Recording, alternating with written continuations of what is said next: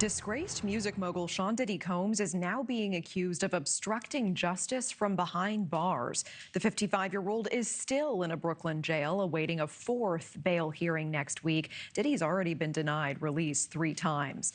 Well, now in a new court filing, prosecutors claim Diddy is using his family to reach out to potential victims and witnesses in recorded jail calls. He is facing sex trafficking, prostitution, and racketeering charges, as well as sexual harassment and abuse and more than 100 civil lawsuits.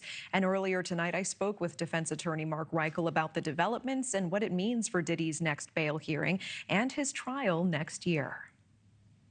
Mark, prosecutors claim Diddy has tried to blackmail and silence victims as well as witnesses ever since he landed in jail back in September. What do you make of this latest court filing? This is terrible news for Diddy. As you recall last week, actually, with you, I said that I thought he had a good chance of getting out on bail because he'd covered every base. He says, look, I'm going to stay at home. There's no way I can get out. I can't go anywhere. I can't contact anybody. So why can't I be at home, before trial? Because he is, presumed innocent and it is a bail issue. But this evidence just, the prosecution is going to walk in and say, Your Honor, you gave him an order. He couldn't contact witnesses that weren't on this list. We can prove he has been doing it by third parties. He will never obey an order of this court. I mean, let's talk about the birthday posts as well. According to prosecutors, Diddy constructed a social media campaign around his birthday, hoping to influence potential jury members, even looking at the analytics from jail. Can you tell us more about this, and have you ever heard of something like this?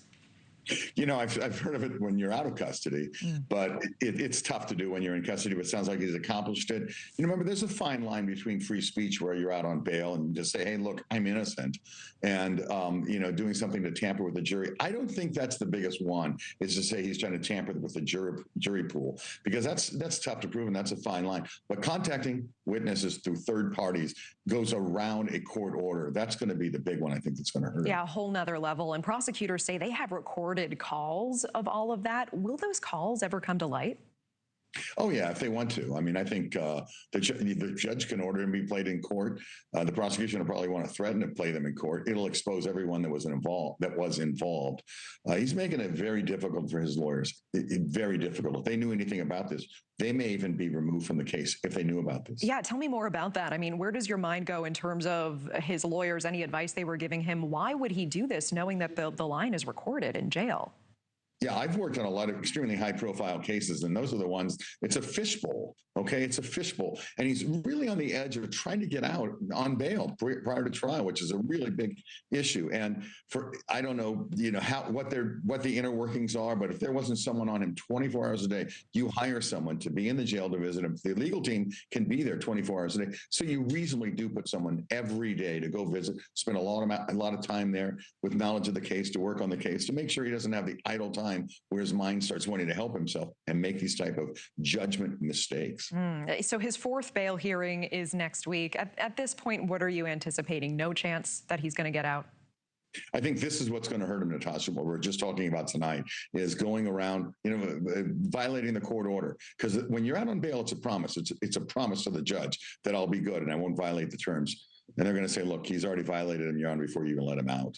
And with the alleged blackmail and the threats from behind bars, I mean, what do you think prosecutors are communicating to victims and witnesses, especially, with Diddy reportedly telling family to silence them?